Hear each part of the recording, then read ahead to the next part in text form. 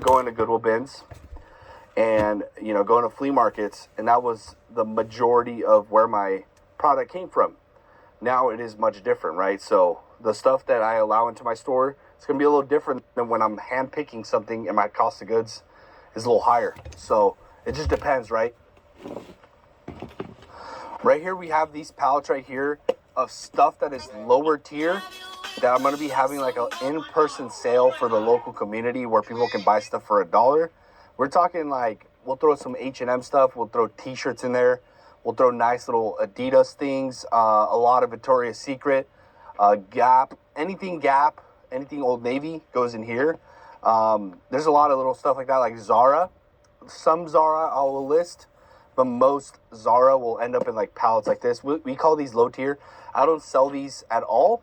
This is just for storage. We have a little storage unit right now where we fill this kind of stuff up like this. I have 14 pallets full like this, all 1,000 pounds each. And it's about 15,000 items within those pallets in a storage for whenever I get a new shop, which is like in 2 weeks.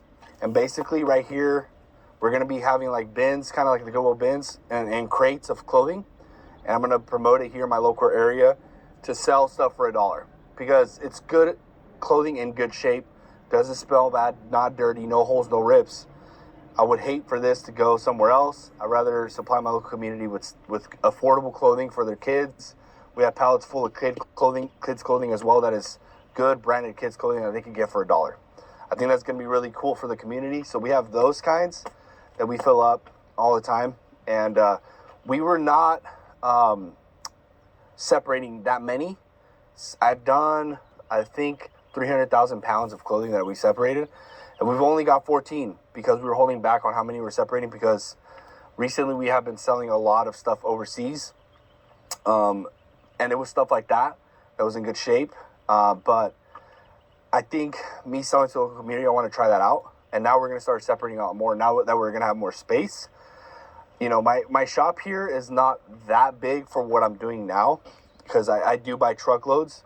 This is my truck right here. This is not what I meant my truckload. I'm talking about a 53 footer, like kind of like that of clothing or like a container like that. Right here we have a pallet that is going out. And this is only vintage stuff made in USA, Carhartt jackets, Dickies, workwear, just vintage Nike. I think there was like 100 pounds of vintage Nike that we threw in here. This is for a special client. And we offer pallets of like curated stuff that is good just because we get so damn much of it. Here's another pallet of the low tier stuff. It's going to go to the storage unit today. And let me kind of show you guys back here. We have a pallet right here that's going to be for eBay. We have another one that's going to be for eBayable clothing. Another pallet that's going to be full. And then we have more clothing right there. This is kind of what the bales look like whenever we do buy them. Right now, there's not that many left. This is like halfway popped.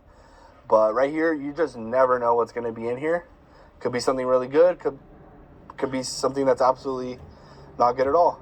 This t-shirt right here, it's like a little biker shirt from 2015. Just like a local shirt. Not crazy at all. So that goes in these kinds of pallets where it's low tier. This is the kind of low tier stuff that we throw in here.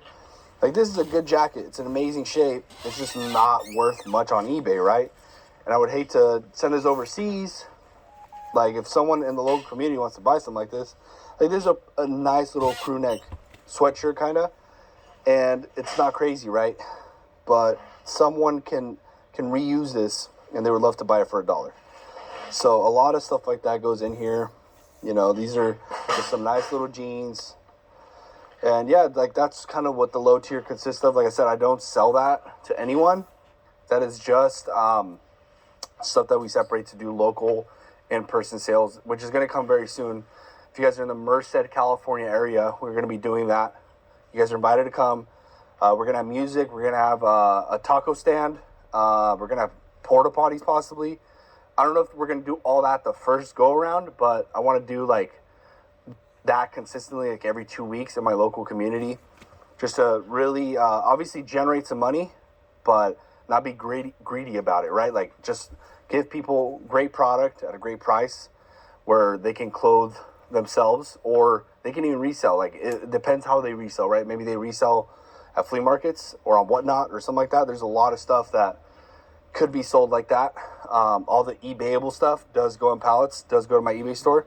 So that is different, you know. We have all this stuff to wash. This entire crate is full of Ralph Lauren stuff that needs to be washed. This is a MLB jersey. There's a lot of stuff that just has some stainage. We have a ton of Levi's. I think most of this is actually